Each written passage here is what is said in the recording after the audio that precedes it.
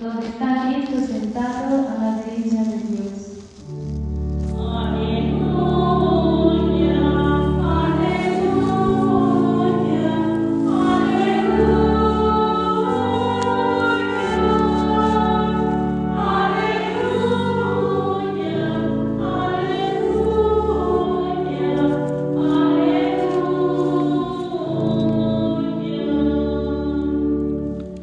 El Señor esté con ustedes. Y con tu espíritu. Del Santo Evangelio según San Juan. Gloria a ti, Señor. En aquel tiempo, los discípulos le dijeron a Jesús: ahora sí nos estás hablando claro y no en parábolas. Ahora sí estamos convencidos de que lo sabes todo y no necesitas que nadie te pregunte. Por eso creemos que has venido de Dios. Les contestó Jesús: ¿de veras creen?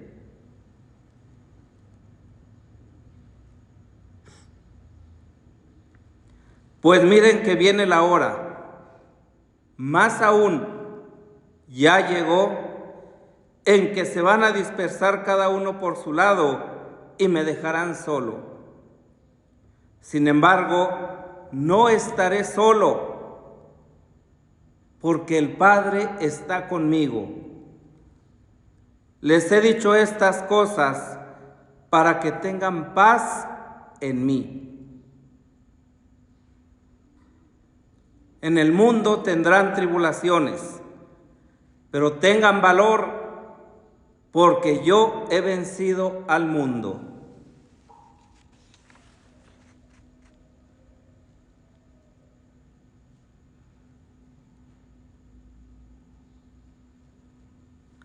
Palabra del Señor.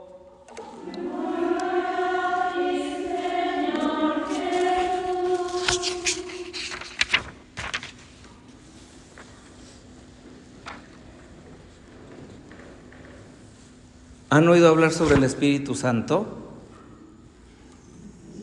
¿Sí? ¿Quién es el Espíritu Santo? ¿Está? No, no es ese.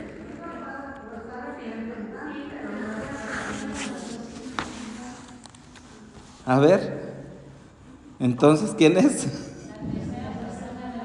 La tercera persona de la Santísima Trinidad. ¿Y ese de dónde salió, de dónde viene o a dónde va o quién nos lo presenta o qué? Del amor del Padre y del Hijo. Del amor, viene del amor del Padre y del Hijo. ¿Y quién nos lo hace saber?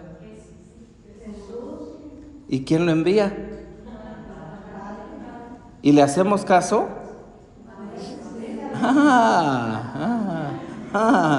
Ahí las quería agarrar, ahí.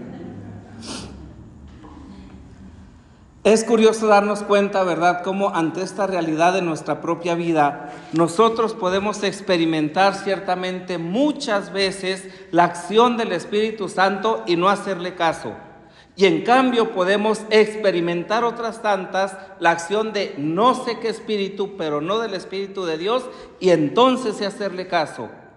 Y bueno, para ejemplo, a lo mejor nuestro comportamiento antievangélico, nuestra vida mentirosa, ¿verdad? Nuestra vida, como cada quien sepamos que la llevamos de cara a Dios, pero que es de una manera y muchas de las veces delante de los hermanos o de las hermanas es otra.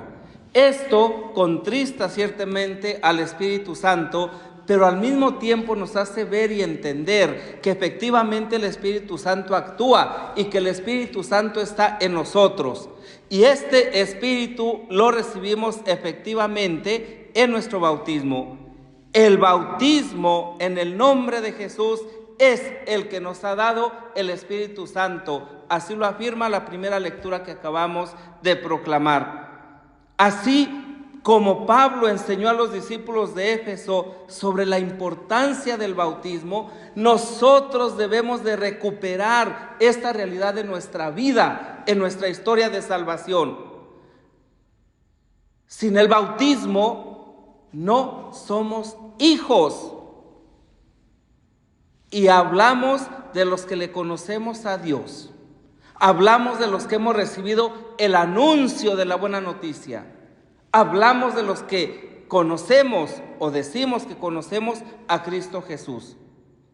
Otra cosa será los que no le conocen, a los que no les ha sido revelado, a los que no les ha sido anunciado. También en ellos existen las semillas del verbo semini, ¿verdad? Todavía en potencia. Pero los que ya hemos sido bautizados, ya lo tenemos, ya lo poseemos. Y la forma de manifestar, de proyectar, de testimoniar este espíritu es precisamente siendo dóciles a Él. Nuestra vida de Dios hunde sus raíces en la experiencia del bautismo. Por lo tanto, el ser hijos de Dios no es un mérito personal, sino es un don, una gracia, un regalo que nos va renovando constantemente. ¿Para qué? Para vivir en plenitud el Evangelio. Nosotros profesamos la forma de vida según el Evangelio. Es decir, además del compromiso bautismal, que a lo mejor la inmensa mayoría de los que estamos aquí no recordamos, ¿verdad?, el momento maravilloso de nuestro bautismo.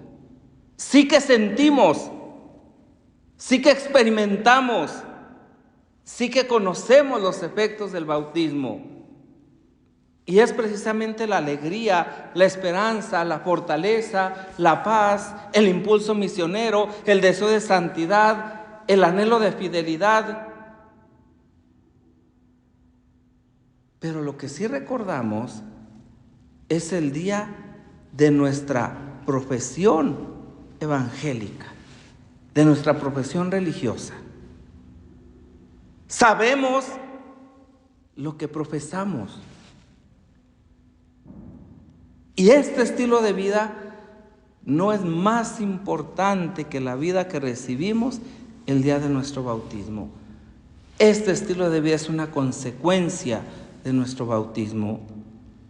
Entonces, el bautismo nos hace ser personas evangélicas, es decir, personas llenas de buena noticia, llenas de esperanza, llenas de alegría, personas sujetas y propiciatorias de salvación. Esto es ser personas evangélicas. Esto es llevar a la práctica lo que se nos ha dado y que luego nosotros hemos prometido. Este es un aspecto muy importante que no podemos perder de vista, porque San Juan nos dirá: al final de nuestra vida se nos juzgará en el amor. Es decir, en la fidelidad al Espíritu de Dios. Fíjense qué importante es esto. En la fidelidad al Espíritu de Dios.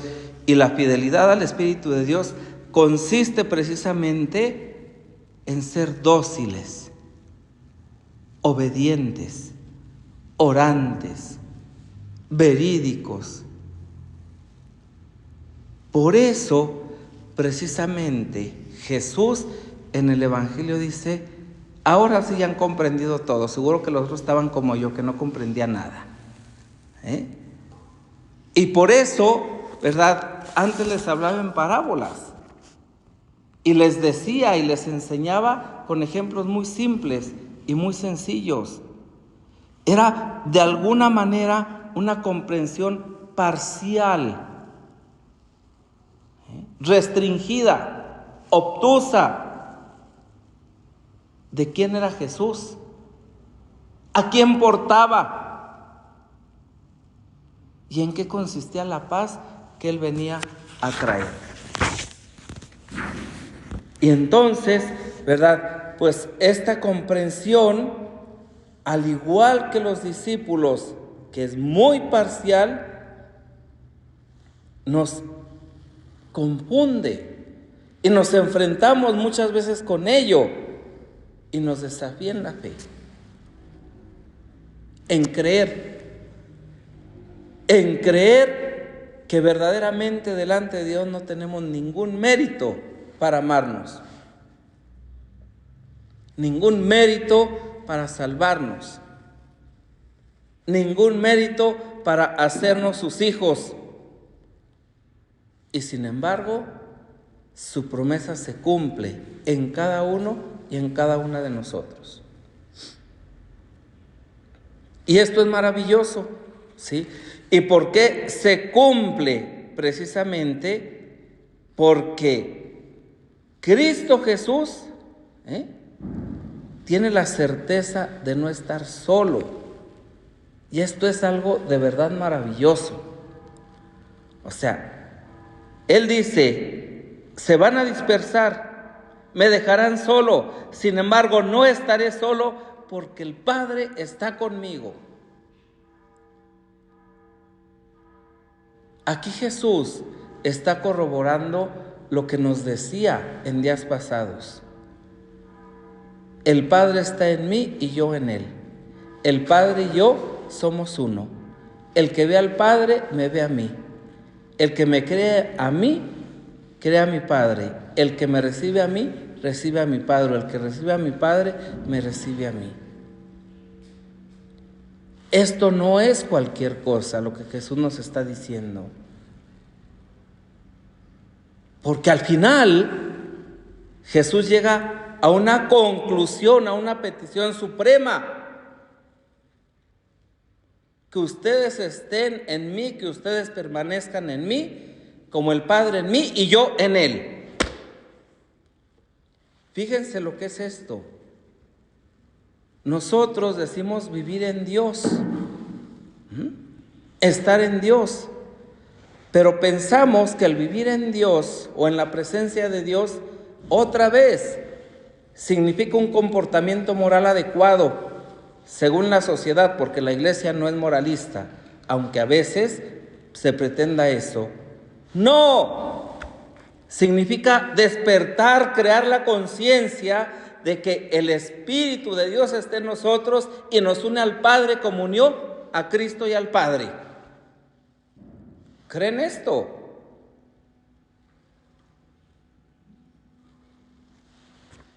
Es que es verdad. O sea, Jesús no nos puede engañar en este aspecto. Y les he dicho esto para que tengan paz en mí. ¿Cuál es la fuente a la que nos acercamos a buscar la paz? ¿Qué entendemos por paz? ¿O cómo destruimos la paz? Que es otro de los aspectos. No hay más paz en el mundo que no sea en Dios. No hay. Y toda la ausencia de paz es egoísmo, es soberbia, es prepotencia, es maldad, alejamiento de Dios. Buscar la paz donde no está. Querer imponerla a fuerza de las armas, de las guerras, de la violencia, de la imposición. Eso no es la paz. La paz solo está en Él. Lo cual no significa que no tengamos tribulaciones, que no tengamos problemas, que no tengamos vicisitudes en la vida, retos, cosas que vencer. Claro que las tendremos, pero cuanto más las tengamos y menos paz perdamos o más paz experimentemos en el corazón, estaremos viviendo en Dios. Que María la Madre del Amor, cuya memoria litúrgica celebramos hoy, bajo el título de Nuestra Señora de Fátima, que nos invita a la conversión, que nos invita a la oración, que nos invita a la consagración a su corazón inmaculado, nos conceda la gracia de vivir en Dios.